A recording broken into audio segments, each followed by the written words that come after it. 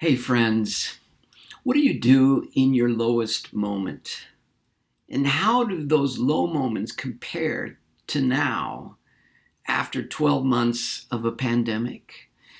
You see, the question is when we're down, when we're discouraged, when we feel like the rug has been pulled out from under us, what do we do?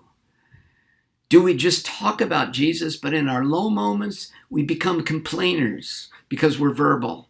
In our low moments, we withdraw because we're depressive. In our low moments, we work harder because we bury ourselves in our work. In our low moments, we watch a movie or 1200 because I just need to distract myself. Or in our low moments, I reach for the refrigerator and find my comfort. What do we do as Christians? In 1 Samuel 30, verse 6, David is greatly distressed because the men that are with him are talking of stoning him. Each one was bitter in spirit because of his sons and daughters. But David found his strength, or literally strengthened himself in the Lord his God.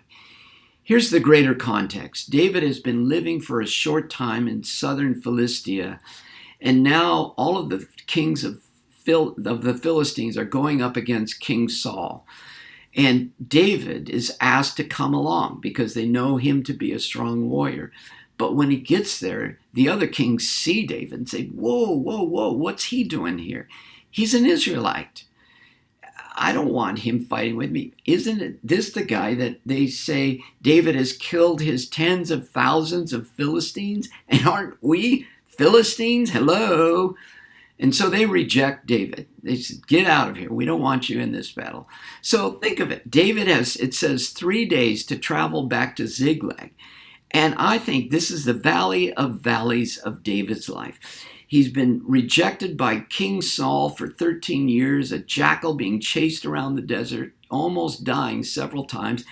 Now he's crossed over living in the land of the enemy, and the enemy rejects him, won't even have him.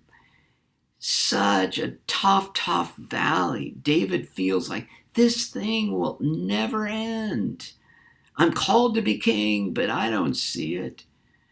And when he gets back to Ziklag, he finds out the Amalekites have burned the town and stolen the wives and the children. And now his men, his closest friends, that have been loyal to him for years, are talking about stoning David to death. Let's just end it here and now.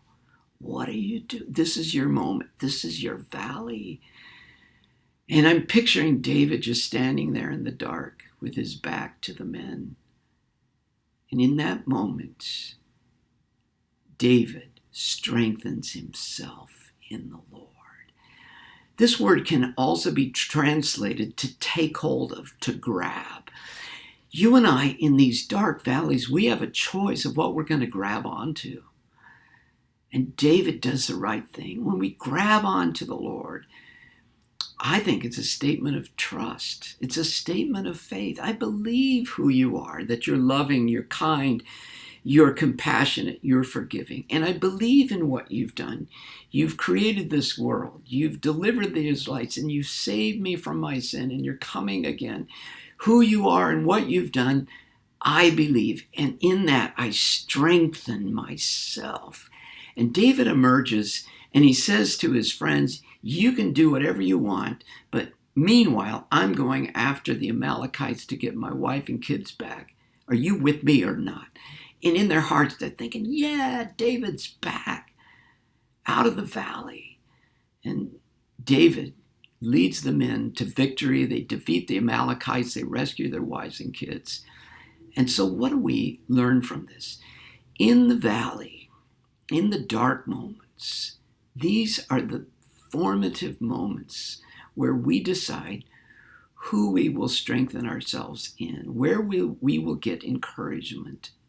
And it's in the Lord that we need to run to and dig deep and strengthen ourselves in who he is and what he has done. Because out of that we will emerge as newly transformed people who have been changed because we trusted in him. Father, today we trust in you afresh. We strengthen ourselves in you, in your name. Amen.